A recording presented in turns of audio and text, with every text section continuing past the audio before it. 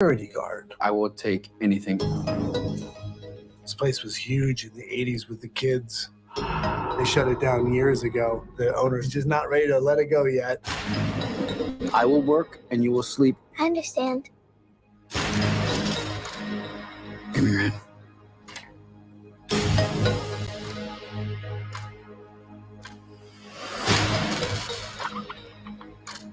All you have to do is keep your eyes on the monitor. Welcome to Freddy Fazbear's, where fantasy and fun come to life. Okay.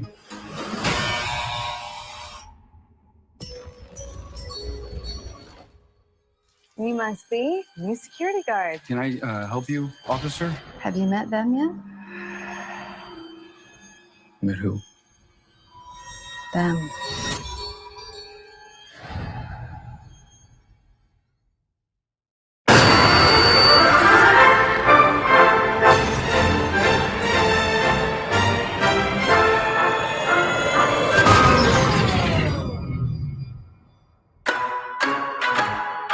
In the 80s, kids went missing. The police searched Freddy's top to bottom. Hello? They never found them. That's why the place shut down. There are ghost children possessing giant robots. Thanks for the heads up. Technically, they're animatronics. What do they want? They want to make her like them. Bobby! Tell me how to stop them. It's too late. Bobby, go!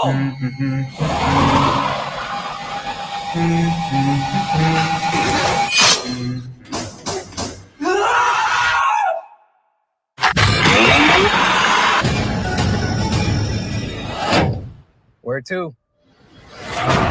Why do I always get the weirdos?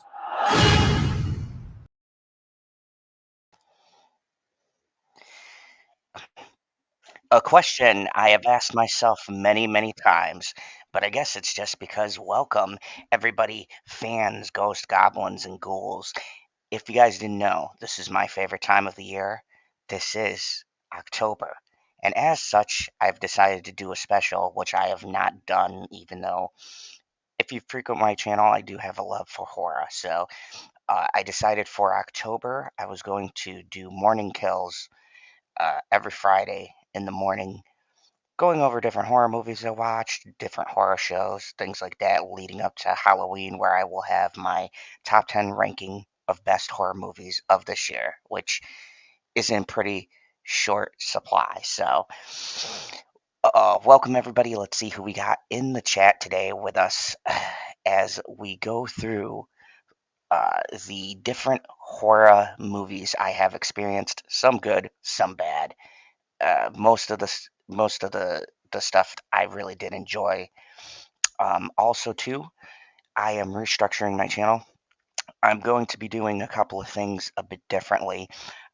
There's some announcements I'll make tonight on Late Night Talks with PB and maybe somebody else. But for the most part, and yes, I sound low because the bitchy unicorn is asleep. She's not feeling well, so I'm keeping my voice down as to not really wake her up that much. So if I sound like I'm doing my worst DJ impression, that is the reason why. But welcome everybody. Let's see who we have in the chat to talk horror today. Welcome Jay, Laura, welcome Aaron Cooper. How are you? Stone Cold Jeremy, good to see you. And I have my morning cup of coffee, so I will drink to that. Aaron, how are you doing? Kreml, how are you? Good to see you here. Yeah, I know I sound sick. This is my attempt at a very bad gravelly voice, or trying to sound mysterious, even though it doesn't work. It works better for PB. Let me just, it works better. It works better for PB. That son of a bitch. He does a better low gravelly voice than I do. So when I do it, everyone's just like, "Are you okay? You sound like you're going through something. Do you need some tea?" You want a hug? But yeah. Oh yeah, I bet you'll be fine. But welcome everybody. How are you doing today? We are here to talk horror, everything horror adjacent. Um, and I'm just gonna kind of go through the different things I've seen, my opinions, things like that. Um, Maybe you guys can throw on some movies, scary movies you've seen that have impressed you.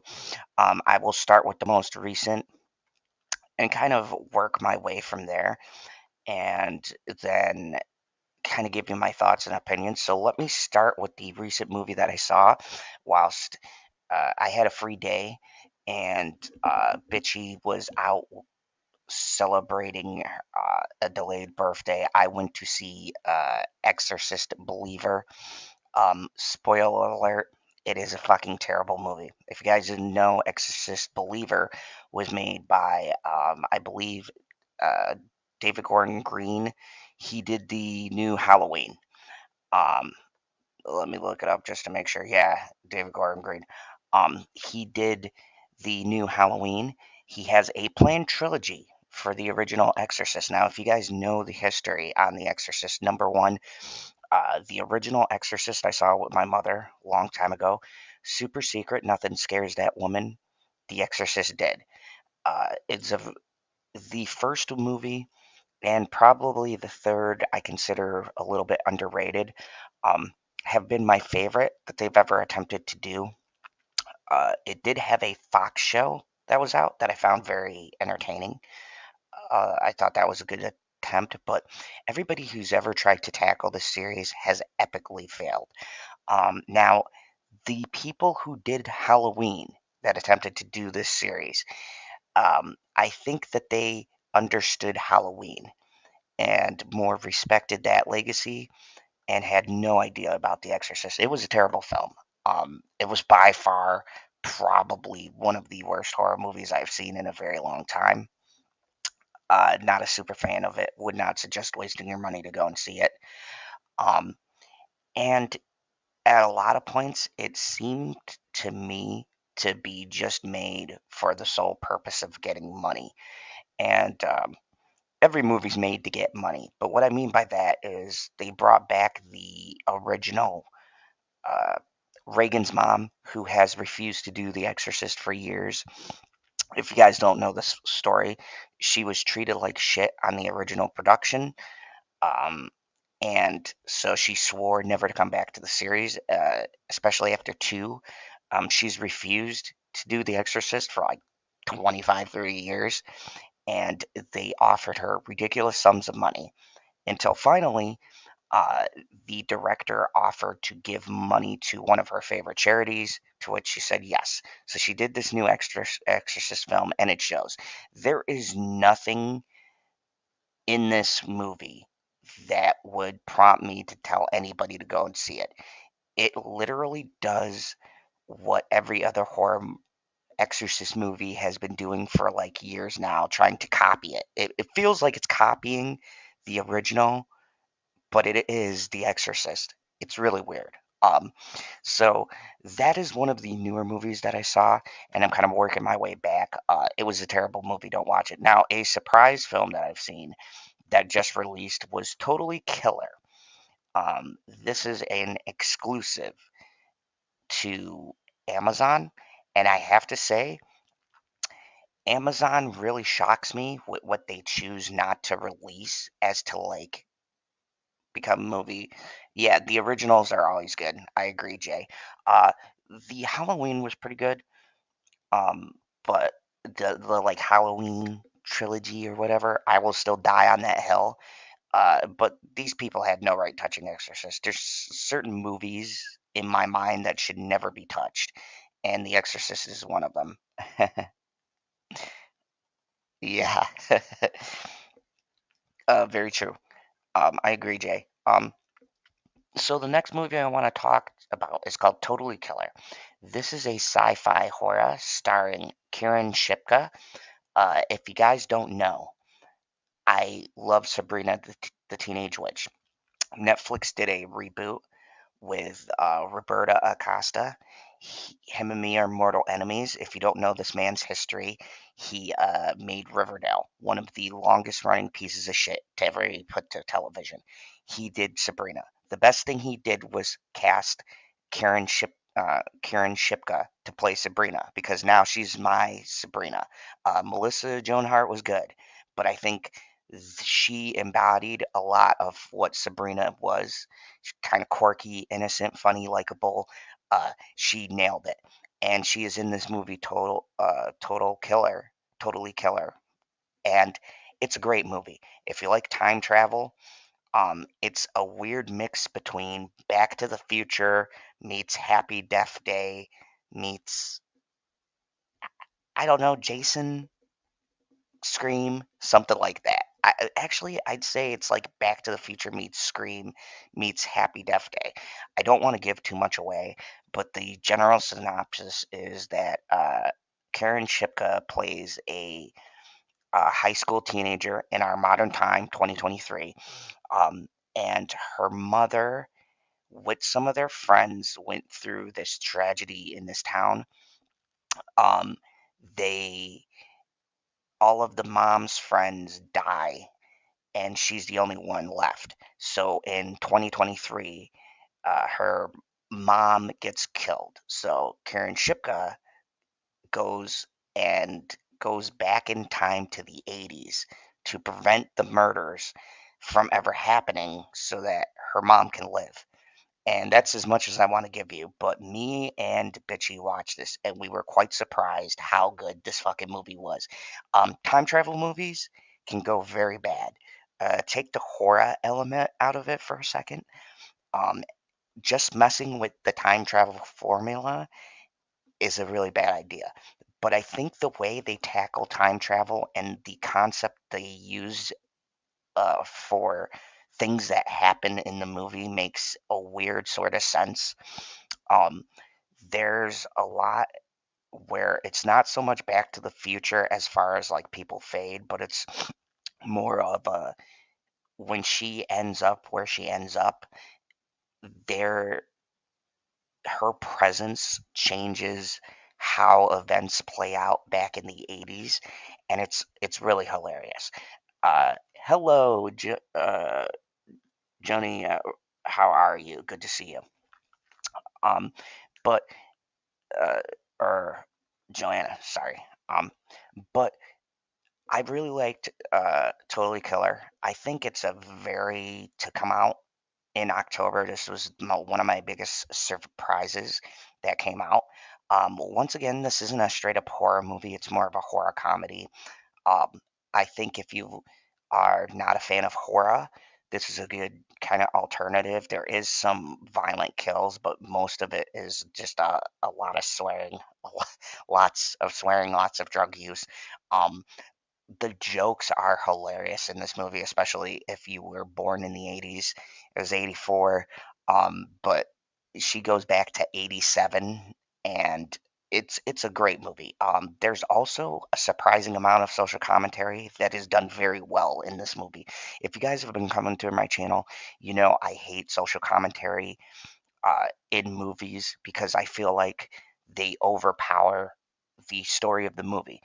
But in this movie in particular, the commentary is done in such a way that it makes sense. It's really a comparison to the 80s and their way of thinking versus our way of thinking. And the best part about it is it never says either side was wrong. It says that both sides could benefit from the use of each philosophy. And I thought that was a smart way to approach the movie. You don't piss off either side. You have some great comedies, and there is some brutal kills in this. A couple. There's a couple of kills in this, but for the most part, this is tamed for a horror experience. So if you like horror movies, I would definitely suggest checking out Amazon's Prime's Totally Killer. It's definitely a very funny movie. And now to a movie that franchise that's once again has been raped, its corpse dug up and brought out of the grave to be bent over again I would use in harsh terms here, but Pet Cemetery. This is a tragic series for me. I love the original Pet Cemetery movie. I would dare say that's up there with Stephen King adaptations that have been done well and that have scared the shit out of me as a kid. Pet Cemetery 1, I saw a little when I was a little bit older. Um, Not too old to where it wasn't effective, but old enough to actually watch it. For me, Pet Cemetery, the original, will always be my Pet Cemetery. I thought the remake was a strong attempt. It just wasn't as good as the original. Pet Cemetery 2 went off the fucking rails. And now we have Bloodlines. Bloodlines. Bloodlines. Uh, so there's a story behind this, and a new director. Um, and I respect what she attempts to do in this film. The issue that I have is an issue I've had with this series with everyone who's ever attempted this is the scary part of Pet Cemetery. And there's a tagline in this movie where Judge says dead is better. And Pet Cemetery is good at exploring the themes of people playing God and having the ability to raise people from the dead, the moral implications of taking a life that was dead and bringing it back. And what is what does that do? Like, do you bring the person back with their soul? Well, of course not. And if that isn't the person you're bringing back, then what did you bring back in their place? And I think that a lot of the Pet Cemetery movies now, from 2 to the remake to this one, have gotten away from that, and it's really frustrating. Now, I don't hate Pet Cemetery 2 as much as most people do. I don't hate anything that has John Connor in it. Uh, you guys are Eddie Furlong, if you guys were around for that era. Anyways, I have no problems with it, and they had Clancy Brown as the bad guy. I don't have any problems with that as most people do, but uh, once again, once they got away from Pet Cemetery 1, the remake as well had very good ideas. I always wanted to explore the Wendigo myth that Stephen King also alludes to in his books, but nobody has been able to do this fucking property justice. Once again, this is like an Exorcist kind of thing. I don't know what it is. Certain properties just can't be made. Bloodlines is about Judd's character before he becomes the Judd you know from Pet Cemetery 1. Oh, yeah, I do agree. I don't think it's bad either. Thank you. I'm glad someone in the fucking world. I might do a review on it. Honestly, I think it gets way more hate than that movie deserves. I wouldn't call it bad considering the shit I've watched in recent years, especially with Star Wars and Marvel, but um, it's just not good in the sense of story and things like that. And the irony is, the person who made Pet Cemetery 1, the original, actually did the sequel. Um, and they fucked it up. I don't understand how that happens. Maybe it's because that book's not meant to have a sequel. Stephen King never really followed it up. It's kind of a one and done thing. And that's my thoughts with The Exorcist. So that's why I kind of put them together, because Exorcist and Pet Cemetery, there's certain movies that should be one and done. When you try to dig up the corpse to make more money, thank you, I'm here all week.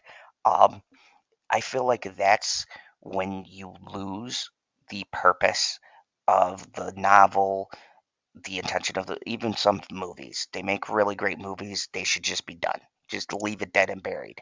Um,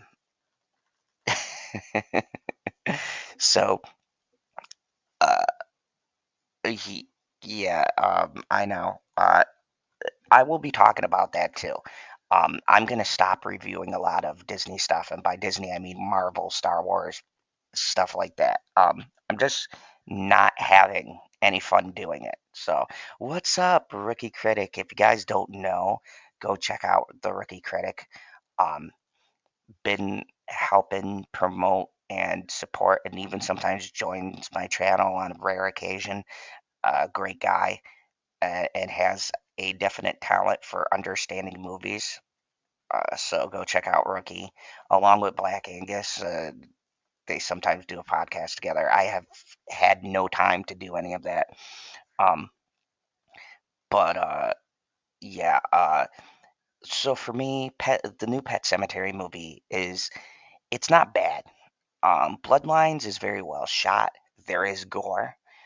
My issue with the new Pet Cemetery is they take out an aspect that I feel makes the movie what it is. Um, Two very big things and flaws that I found in this movie. One, the person playing Judd, or the younger version of Judd, who we are following, it's in their POV, is a fucking cardboard box. He has no personality, no pizzazz. If you guys remember the original Pet Cemetery, Judd's character, whether it was the new version or the remake, played by the um, the great and wonderful um, older cast members that we had who were really good. Um, you needed somebody younger who had the quirks and charisma that that character has in the movie. And I think where this movie really fails is that they put you in the POV of an uninteresting character for about an hour and a half. Now, granted, this isn't the longest movie in the world, but it's a mistake if your lead cannot carry the interest of the audience. And quite honestly, I found everything around his character more interesting than him himself. The second thing is they get rid of an aspect of Pet Cemetery. I don't want to spoil it because it's a part of the movie, but let's just say there is a myth in the original movie I thought they were going to explore where the cemetery is first used. And Judd tells the story about how he came back and certain things happened, and they kind of shaped the person he would grow up into, who kind of guards and watches over the pet cemetery. And they start the movie when the choice to bury someone has already been made. And that to me is a huge fucking mistake. I have no clue why creatively they chose to start the movie pretty much at the end of the shit you want to see. So once again, it's it's really weird decisions um as far as doing it, and it's not a bad movie. Some of the concepts are actually really good and interesting.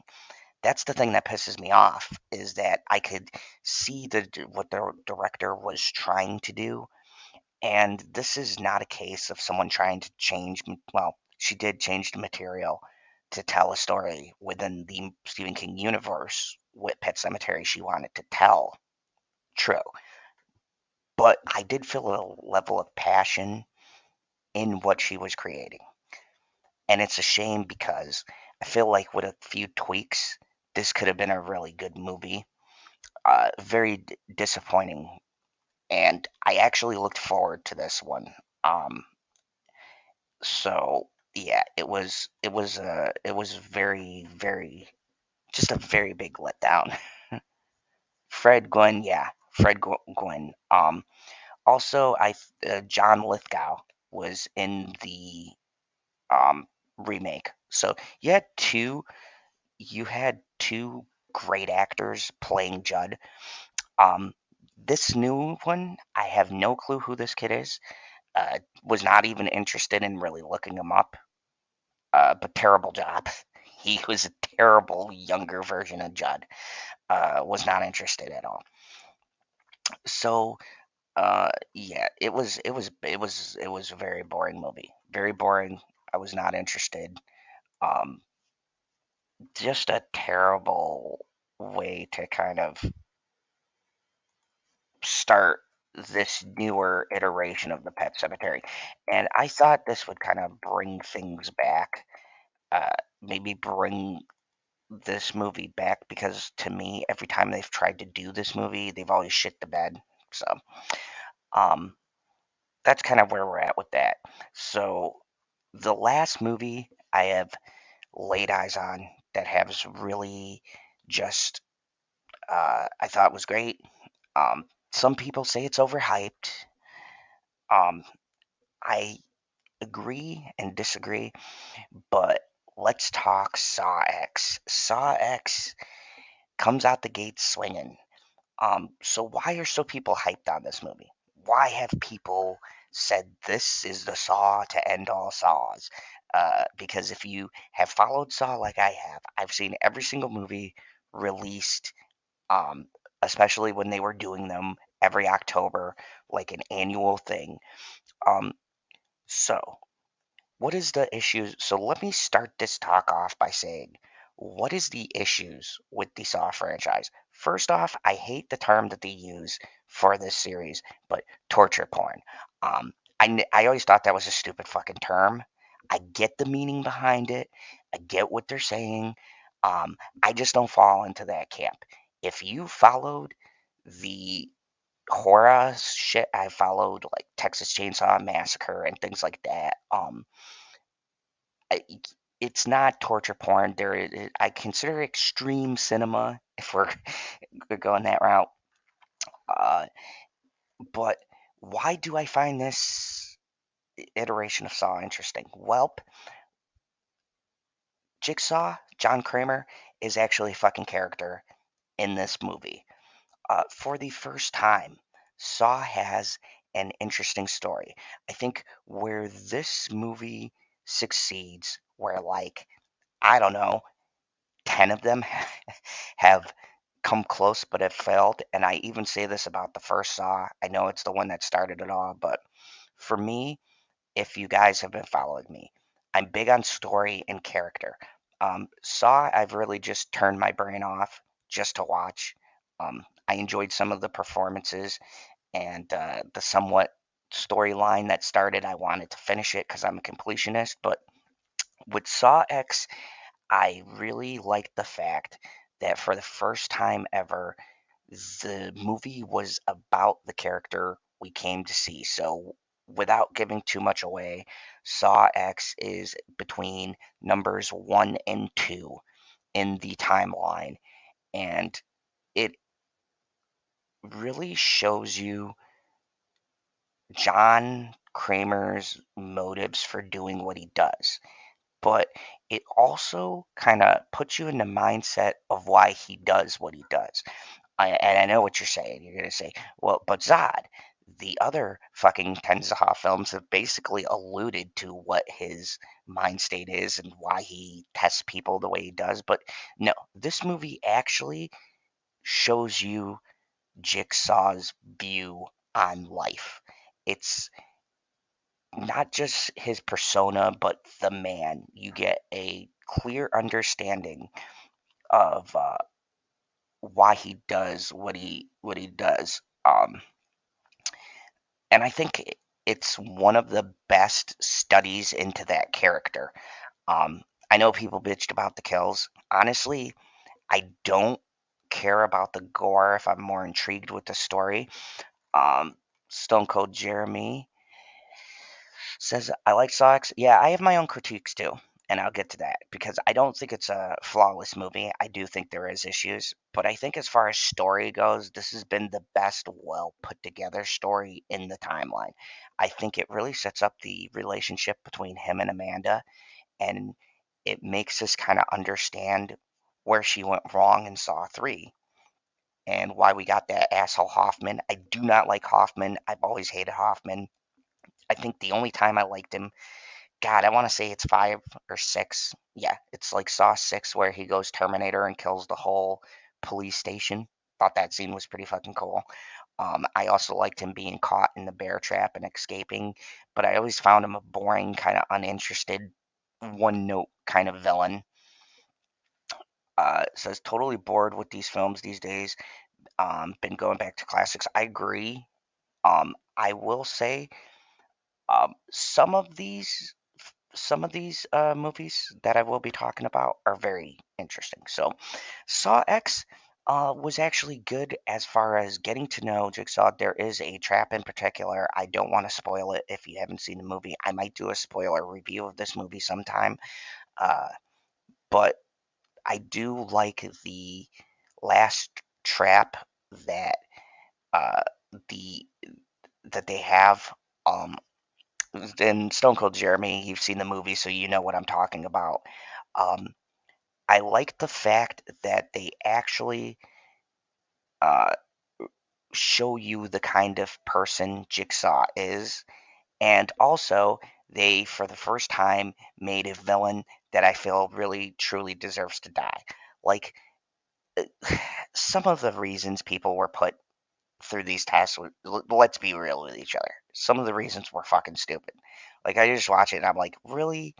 Does a person should a person really be put in death traps because they barge through doors? Like, I get what you're going for, but really, do you need to horribly kill like people adjacent and the main character because he's enthusiastic about saving people?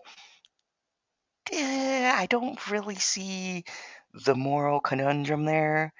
Um, so like I've always kind of took issue with some of the motivations behind these. But with that being said, I felt like this is a motive that I don't think anybody would hear and be like, "Oh yeah, those people deserve to horribly die." Like, uh, I think the writers and directors were very smart when choosing what the kind of topic was going to be as far as the really evil people they were going to take out. Oh yes, I agree. I liked it, the in-depth look at Amanda and John's relationship, but to be honest, the story was pretty linear and predictable. Um, I would agree with you. I think the story was predictable, but I think that's okay. Um, I think the point was getting the depth between Amanda and John. And you know what? I'm fine with that. But for me, Saw X was entertaining as well. I found it entertaining, and most importantly, I found it fascinating. I love the first Saw and Saw 2 because I know.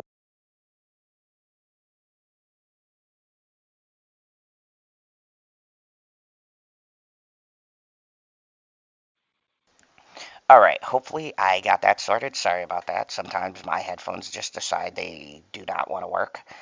Um, but yeah, like I was saying, I like the stories, uh, and I was a fan of Spiral. A lot of people didn't like Spiral. Um, I like the Saw movies that have a story that I could relate to. Um, and I think especially with Spiral, I found that angle very interesting. And now we're never going to get a follow up to that movie, apparently. But I thought that was a good direction to take it into. Chris Rock's acting was hit or miss. He's not good as a serious cop. When he wasn't trying to be serious, I think he hit the role really well. Um, but yeah, I don't know. Saw X to me, I don't feel like it was overhyped. I do feel like maybe it was rated a lot better given what's come before. And yes, thank you. I agree. I'm glad I finally have someone who agrees with me. Spiral was great. I 100% agree. Um, I love the traps. I love the concept. The killer reveal was predictable, but that's what I mean. Like, I think the Saw franchise needs to get back to focusing on its characters and making interesting traps. And I think Saw X does that well. And Stone Cold, you know what I mean, especially the last trap, not the trap itself, but the situation around the trap. I think they need to focus on that stuff. So, Saw X really, I dare say, matured as a franchise. And I'm okay with that. I think it's good. Now, the final movie I watched this week that I wanted to talk about in our horror lineup and then I'll kind of give you guys a preview of what I'll be talking about the next morning kills that I do. Depending on how many movies I see, I might do these through the week if you guys like these, which, I guess shameless plug. If you like this horror roundup that I do, I can do them like Wednesday and Friday because those are the days that I have off. Um, and I don't like to get up on days I have to work. So I will never get up at 8 o'clock in the morning to start my stream if I have to work because nobody wants to get up at 8 and go to fucking work. If I'm going to talk about this, I want to be wide awake with my cup of coffee. Welcome everybody who's here. I see 5 people watching. Thank you. Welcome to Morning Kills where I talk horror. So the last movie I want to talk about that I saw, a surprise movie, VHS 85. So what did boy do I have okay, so let me put my coffee down for this. Me and VHS have a very complex history. I love, and I will say this, I shill for the found footage genre. I think there's a lot, and I do mean a lot of underrated found footage horror movies. The issue is there's a lot of underrated or overrated found footage movies, and the market became saturated. VHS has always been interesting to me because I grew up with VHS. I don't know, it shares a special love in my heart for the VHS format. Um, oh, my favorite Saw trap, I would say the Venus flytrap or the reverse bear trap. Um, I think that's the one that was used to rip off Hoffman's jaw, but yeah, um, I like that one, and I also the one in Saw or no Saw 2, the Pit of Needles. I hate needles. Fucking freak me out every time. I gotta fast forward that scene. When Amanda goes into the needles to get the key, that shit was oh yeah, the triangle was a good one. Yeah, the love triangle. Also the carousel wheel with the shotgun. That was a good one too. You know what, Stone Cold? I might list the traps off and maybe give my top traps. Or I know there's like 76 or 78 saw traps. I might do a ranking and do a top 10 of my favorite saw traps. So, um, back to my yeah, the needles were rough. Oh God. Um, Back to my little mini rant here. So VHS has been one of my favorite found footage series of all time. I am too. I am too. Uh, Still talking about the needles. And I think the found footage genre has had a special place in my heart. I think the movie that started it for me, and I know, guys, don't laugh or throw stones at your computer, Blair Witch Project. Uh, if you were a young lad, as I was when Blair Witch came out, um, if you guys don't know the story behind it, people thought that movie was fucking real. Um, no joke. You could ask anyone when it came out. The ad campaign for it was so strong, they actually uh, they actually hid people who were in the movie till the movie came out, and people thought they were really fucking missing. Um, it was the greatest marketing scheme. I don't think there's been a better marketing for a movie since Blair Witch. Um, Now, this day, there's mixed opinions on it. I'm trying to plug this in. All right, this day, there's been a mixed opinion on how people feel. But I think what made the movie work was the not knowing if it was real or not. I think that's what really grabbed people. Now, skip to me seeing the first VHS. VHS 1 and 2, especially, were some of my favorite found footage movies that were done well. Um, I think that the way that they were shot, the way they manipulate the um, the cameras to give the illusion of the VHS recording. I also like what they call the wraparound story, which is if you watch the movie, there's always a central story that starts off the narrative. There's the tapes and the shorts that are in between, and then the story wraps around. So I have a sort of infinity for this series. Now, VHS 1 and 2 are probably my favorite. I just about love every segment, the story that it leads to. Um, they're just they're just some of my favorite stuff. Um, I am kind of mixed on VHS Viral. I think I like a few of the stories, and I like the concept of the wraparound story, but Uh, I like the spin-off movie from the VHS short called Siren about the monster that was in VHS. I want to say one. Yeah, they did a whole movie on that one. VHS 94 was one of my favorites. I thought was a great return to form. VHS 99 was fucking terrible. I did not like anything except for maybe the last short. So now that brings us to VHS 85. Um, for me, oh, if you're not good with found footage, I'd say 90% of this is pretty watchable.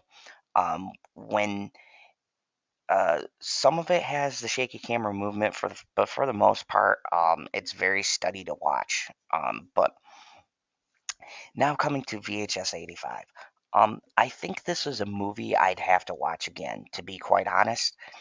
I didn't dislike it, but I was confused because unlike the other VHS movies in this trilogy of, or this anthology series, uh, the wraparound story or the main story is split into two, and there's two separate stories that are happening.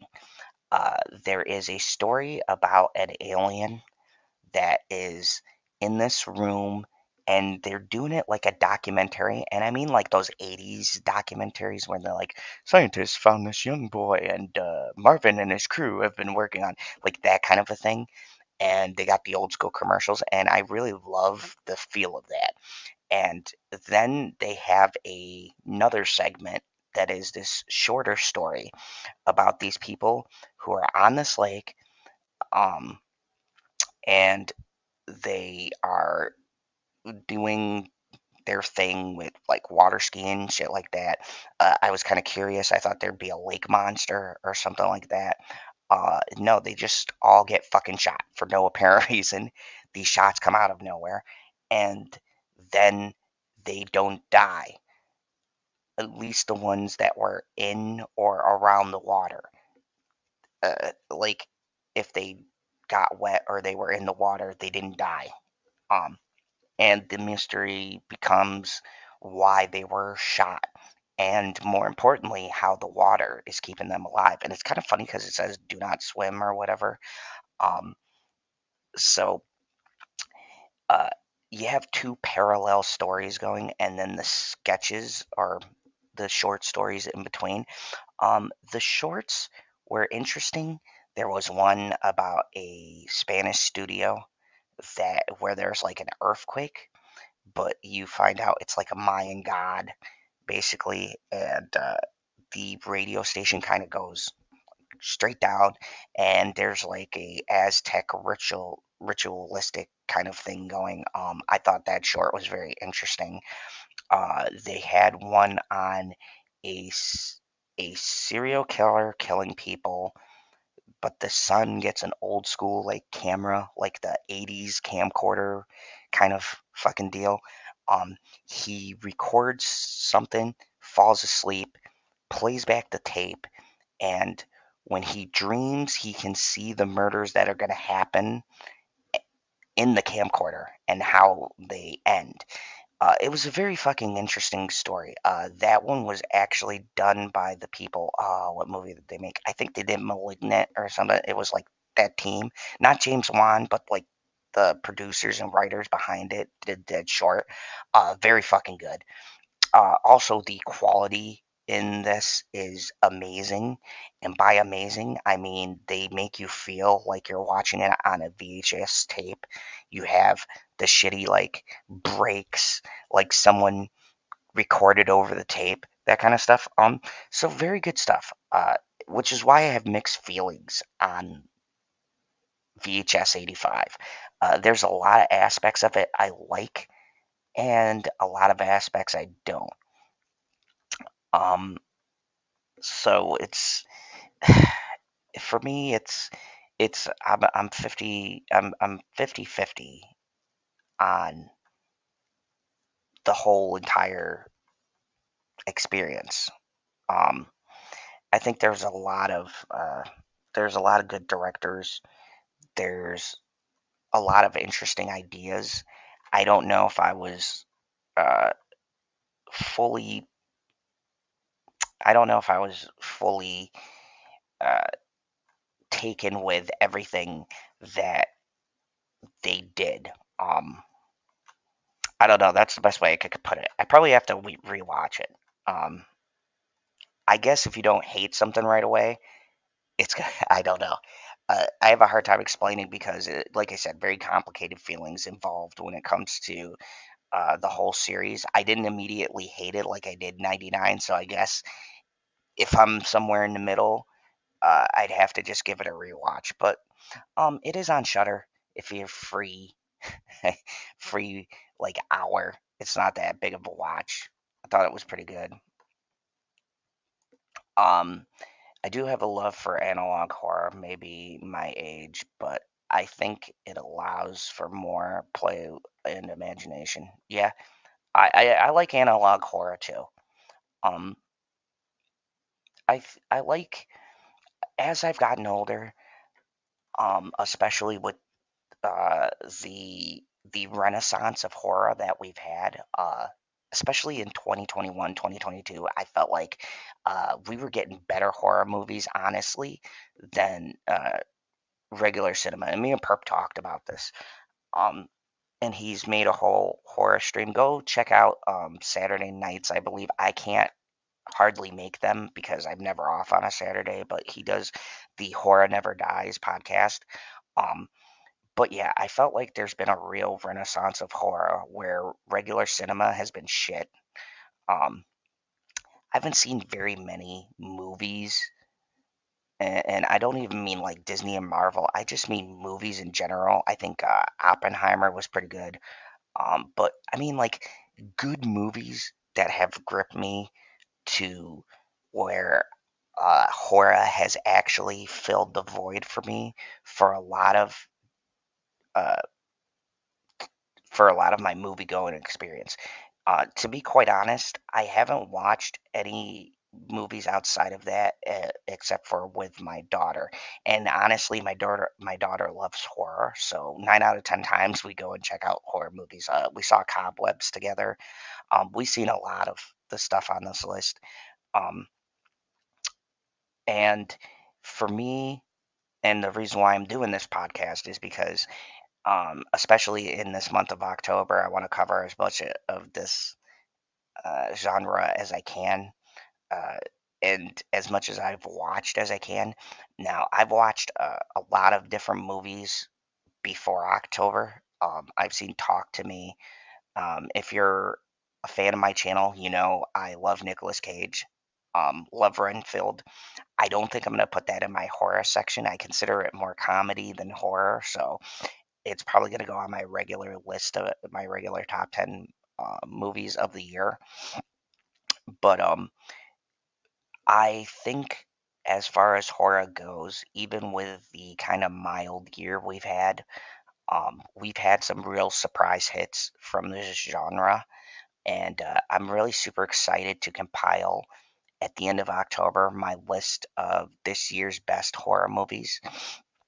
I was thinking of doing one in December as well, just to make sure I get everything, because I do know some movies are going to come out past then. But I'm super excited for October itself, just to compile a list of top 10 so far to see what my picks are. And then maybe in December, before I do my top 10 movies of the year, I'll do what I did last year and do for the remainder of the year the top 10 horror movies to kind of round out the year, because some movies come out in November, December. I want to make sure I get everything before I move on. Um, but I think that horror has had a real renaissance going on, and I've been glad to be a fan of horror, unlike being a fan of Marvel or uh, fucking Star Wars or any of that other stuff. Has been quite depressing. I think, and that's really where I'm at as far as reviewing movies. Um, to be honest, I do not care to really do any content as far as that stuff goes, because it's fucking bored me. I found myself going through and watching some other different shows and movies and things, because the rest of the stuff coming out has been shit. Um, and I've been excited to kind of watch things that don't waste my time. I find myself having very little time and tired of doing or talking about things that just frustrate me. Um, Even though I like to rant, I also like to rant about things that I enjoy covering. And as of late, I haven't enjoyed covering a lot of stuff in the entertainment. And I'm kind of getting back to it. And I'll be talking about this later tonight on Late Night Talks. But I'm going to be doing a lot of restructuring on my channel, because I'm just getting tired of covering uh, the stuff I was covering. It's been depressing, and I've been hoping that they were going to pull some of the stuff out of the funk it's in, and unfortunately, I just don't think it's going to happen. I think I do have to face the facts that certain things that I liked or enjoyed watching are just not going to be what they were. Uh, it's going to be shit. And instead of bitching and complaining about it like a lot of people do, I'm going to just cover things I like to cover, do more topics I'm passionate about, and do movies and shows that I actually like and enjoy watching. I just don't have time for really stupid fucking waste of time shows. Um, it's just I want to enjoy covering what I cover, and that's why I started this Morning Kills podcast, to kind of start talking about so much horror shit that I've been watching and kind of studying up on. So uh, probably next Monday, or I mean next Wednesday, next Friday, I'm going to be doing another podcast. I am going to see the movie When Evil Lies. Um, Really looking forward to seeing that and telling you guys about it. It's a Spanish possession film. I've been hearing very good things. I've heard it's what The Exorcist should have been, so I was super excited. It's supposed to be very gory, very visceral, so I can't wait to kind of bring that to you guys. Um, I am very maybe foolishly waiting for Five Nights at Freddy's. Um, I know a lot of people are mixed on it. If you guys have been watching the channel, I've done my intros and outros on it. I do not care. I am very excited about the new movie coming out. I know it's got a lot working against it, but the original creator is working with Blumhouse. I have to think that they are going to want it. This movie, if you guys don't know, this movie has been like delayed like 20 years or something crazy. I don't know. Um, Bitchy has waited for this movie for a long time. I know that. She's a huge fan of the Five Nights at Freddy's franchise. And I've been curious. I know the story and the timeline, which gets really fucking muddled and crazy and confusing. Um, but I'm very intrigued. And the animatronics are made by Henson. Um, so I think it's got, at the very least, potential to look pretty cool. Um, how the story's going to go down, I don't know. I will say my number one gripe with this new Five Night at Freddy's is I hate when they do the thing where the lead character has a fucking kid. I feel like it's a cheap way to get emotions and get people invested. I also know the actor who's playing the night guard. He's a great actor on his own. I don't think they really needed to give him the whole daughter angle so that, oh, he has a kid, the puppets are coming to life, so now you're really going to be rooting for him. I think the actor is charismatic on his own. I am very excited about Matthew Lillard being in it as the phone call guy. uh, I don't know about my feelings about Beck. I forget the chick's name, but if you guys have watched, you guys get the joke behind behind that. But yeah, I'm super intrigued about it.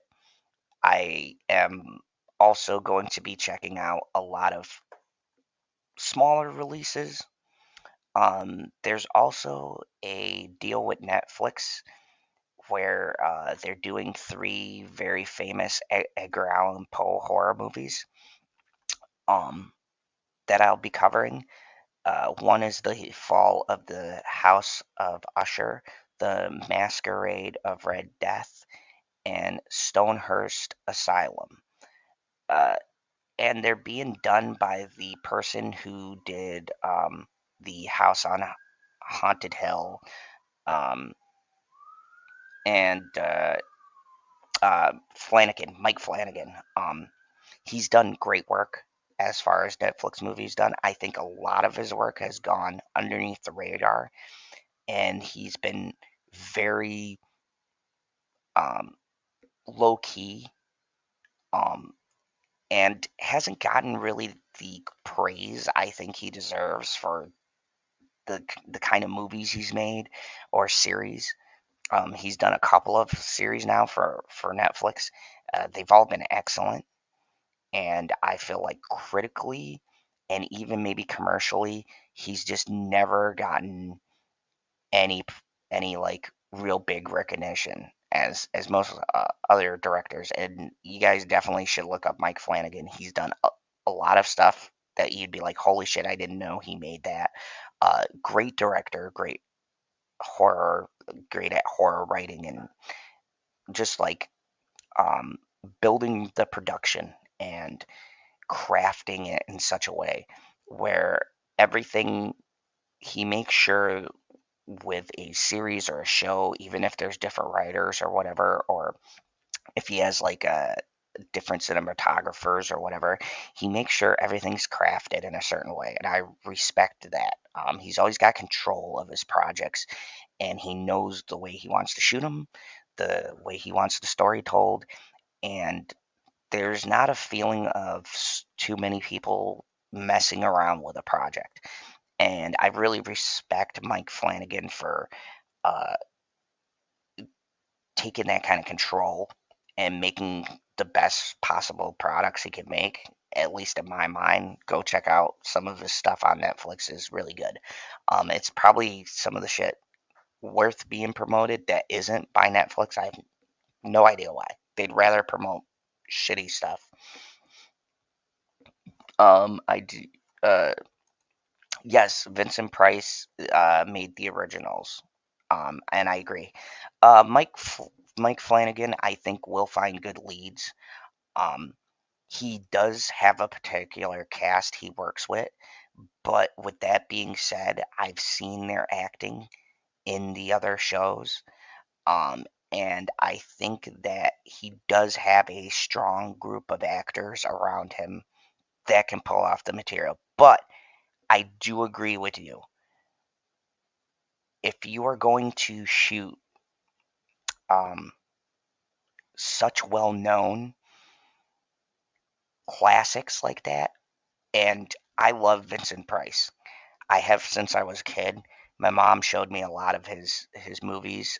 Loved his voice. He's arguably one of the most influential horror icons. I think if you're going to have somebody step into that role, you need it to be somebody who could pull off that kind of performance. But like with the remake of The Fly, right? You had Jeff Goldblum. If my memory serves me correctly, I believe it was Vincent Price or somebody else did the black and white version. I'm not sure if it was Vincent Price himself. I want to say he was in that movie. I'd have to double check that. But you need actors like that, even if they're young actors. Somebody charismatic with presence, especially for something like The Fall of the House of Usher. Um, and I did catch a preview of it. I uh, I think it looks good from what I've seen so far. Um, I got to be honest. I have complete faith in Mike Flanagan. He is a great director and very good at writing and constructing good scripts. He picks out his cast very well. I have yet to see a bad performance in his shows. Um, I think the only show I would consider weaker out of all of his ones would be the fuck. I can't think of the name of it. I'm gonna look it up right now. Um, because it eludes me. Uh, there we go, Mike Flanagan. Let's go. I want to get to his movies. Okay, so I'll go to his Netflix run here because that's where he did most of his work. All right. So okay, so just to list some of his stuff that he's done. Movie wise, he did Oculus, which I thought was very fucking underrated. He did Before I Wake, which I thought was pretty good. Gerald's Game, Hush, Doctor Sleep, and the only good Ouija story. But his Netflix catalog, um, he's got. Hold on here. What was the name of that movie? Here we go. Uh, The Haunting of Hill House and The Haunting of Bly Manor. That was what I was thinking of. Bly Manor, The Haunting of Bly Manor, was the one I would say where it was not particularly my favorite. It was very slow. I don't blame him because he followed the books pretty closely. I blame the I don't know. I think the pacing of the story itself, he followed too close to the story on that one. I never thought I'd I never thought I'd say that about a adaptation, but yeah, it's yeah, it was not very good. So the first one to come out is The Fall of the House of Usher in his attempts to tackle Edgar Allan Poe. I will watch it and let you guys know what I think. It is going to be on Netflix, um, and I'm definitely probably going to watch it this week. I'm watching some different movies that I will bring to you on Wednesday and or Friday. I'll probably do my review of The Fall of the House of Usher on Wednesday, maybe sooner or later, depending on how exactly it lands for me. But yeah, super excited. I really like Mike Flanagan. I really hope he goes to a better place. I heard Amazon wanted to scoop him up because Netflix has gave him some shitty deals when it comes to stuff he's wanted to do and stuff that they've kind of canceled on him, like an excellent show called The Midnight Club, fucking canceled, as Netflix does. It was a very good show. I thoroughly enjoyed it. I was super pissed. But but yeah, the under his belt under Netflix, he has The Midnight Club, The Haunting of Bly Manor, Midnight Mass, which is arguably one of my favorite limited series on Netflix, The Haunting of Hill House, which I've watched several times, and now he's got The Fall of the House of Usher. Um, so super intrigued. It looks like for this he's using a lot of the same people he used for The Haunting of Hill House. Um, and they're very good actors and actresses. Very good. There's some really strong leads in here. A lot of people I recognize. Um, but given the gravity, the gravitas of the story, I'm gonna have to watch it and see. 8 episodes isn't that long. I do find it weird. I know Netflix is about doing stories. Mike Flanagan's thing, especially, is limited series kind of storytelling. So he'll take a book or something, or even a remake of a movie, anything like that. He kind of lays it out in an 8 episode type of format. Um, Episodes might be an hour-ish. It's a very interesting approach. I'm very intrigued. Very intrigued. I'm wondering if he's going more for the Edgar Allan Poe adaptation as opposed to adapting the movie. Because as much as I do like The Fall of the House of Usher and Vincent Price's performance, I will say it's very fucking different from the book. I mean, the gist is there, but I feel like the story is not translated as well as it could be. Um, and I don't really blame it on the people involved in the movie. I blame it on the fact that, especially back in the day, making these kinds of movies, and with just the way Hollywood was, I think it's much harder to adapt a book, or even hell, a short story, or a novella. I think it's very difficult to adapt those from page to screen. And it's very hard for certain directors and writers to do that. Um, I think a lot of it is picking out the most pivotal scenes in the book and being able to not only translate those scenes, but also translate the feeling and the emotions behind what is in the story. I think the biggest mistake, and people ask me this when I'm looking at different movies that adapt stories, they're like, oh, well, do you want them to just adapt something page for page, right? Whether you're talking comic books, you're talking regular books, right? Novels, what have you. Uh, the the most asinine argument I hear, I think, is, well, why would you want a blow for blow, or an exact translation, right? You've already read the book, you've already read the comics, whatever, and that kind of pisses me off. It's not I want an exact adaptation of anything. I've already read it. I've already seen it. Like, that's not what I feel like an adaptation should be.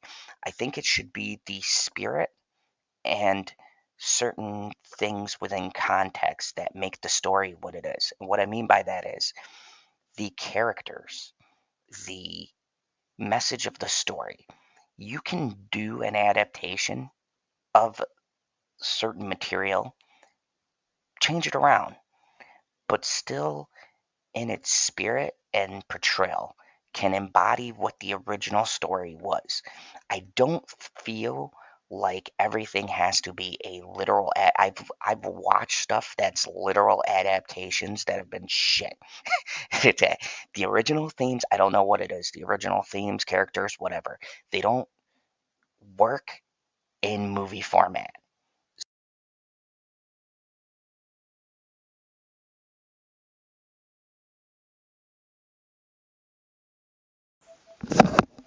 Sorry about that. Uh, so my whole point is, I feel like when you are talking about adapting things like uh, Edgar Allan Poe, or or when you're talking about doing stuff from H.P. Lovecraft, things like that, it's not about the adapting each and every scene, each and every word. I think it's about getting the characters and the essence of what the story is right on screen. And so for them, and especially for Mike Flanagan doing this, I don't expect him to adapt these stories exactly from even the movie. Because fuck that. You're not going to get people who are going to be on par with Vincent Price. Okay, you're not going to get that performance again. But what you need to do is to get a strong version of that performance, right? You've got to get somebody who can embody the gravitas of the characters. So when people are watching it, they're not thinking on how much the original was better, or how the lead actor from the original was better. Because when you really think about it, even the movie Vincent Price was in is just a, adaptation of the Edgar Allan Poe short, anyways. So in essence, and from what I've seen in interviews, Mike Flanagan is adapting the story. So, of course, if you remember these movies, there's going to be a comparison. Now, if you're just a fan of the books, there's still going to be a comparison. And I think that's why there are particular authors that need particular directors and to adapt their works. And not to completely shill, but for Mike Flanagan. But Mike Flanagan is one of the few people I've seen adapt shit and make it work. Um, he did Fear Street, I believe, or he worked as a co-producer on that show. The Midnight Club was another book adaptation. He did great. Um, Hill House is a book that he adapted.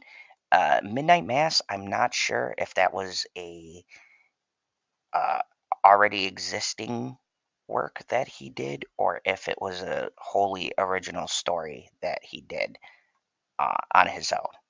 But um, I think he's perfect for translating this. So I kind of am going to leave it there. With this is probably going to be my next thing I'm going to talk about. So what's coming in October? I'm going to do a review on uh, that, When Evil Lies.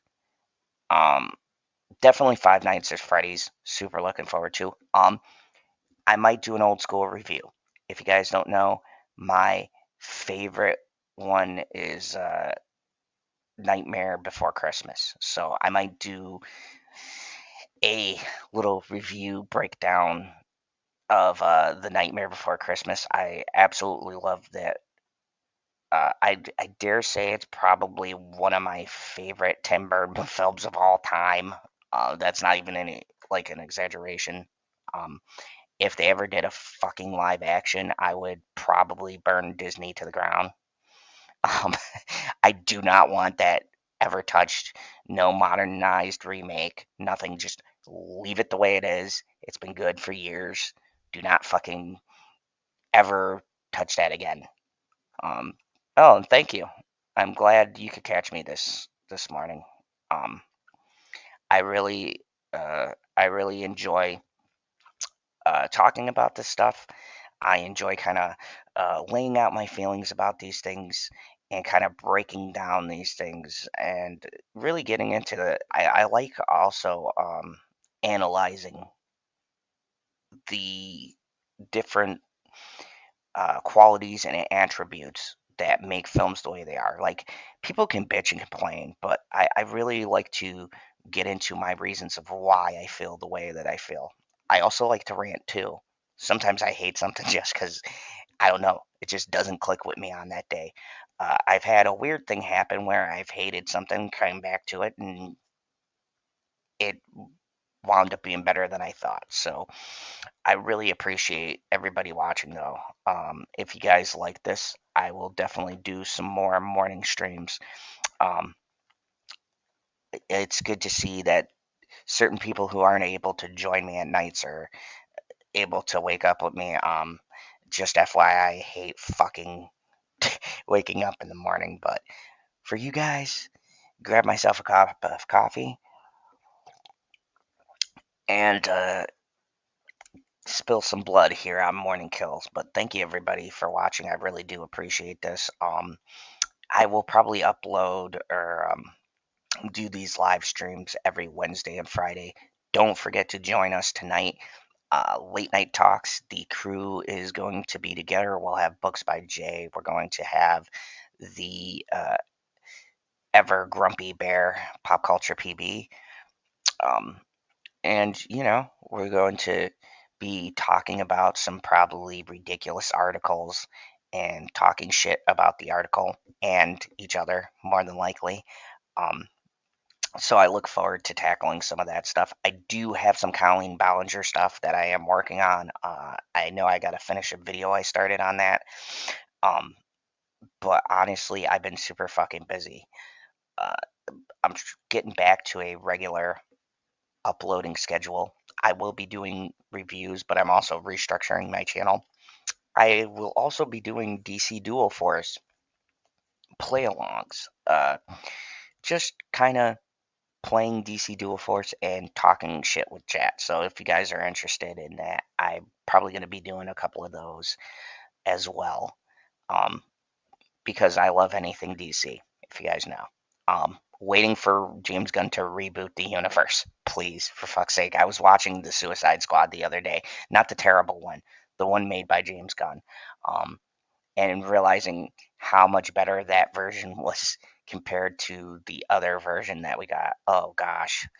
And then I watched Peacekeeper.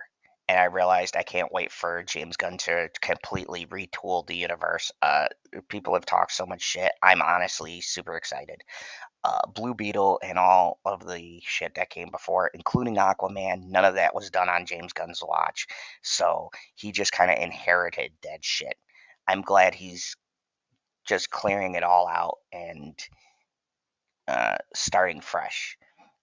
Kind of getting rid of all of the people who didn't work. I wish to fuck they'd get rid of Ezra Miller. I don't know if he's got some kind of material on the people who run Warner Bros. But, you know, it is what it is. Anyways, so check that out. I'll be doing some more DC Dual Force streams and talking a lot of horror this month. So, yes, I agree. Absolutely. James Gunn is great. He is. He cares about story. He cares about good writing. He tells funny jokes.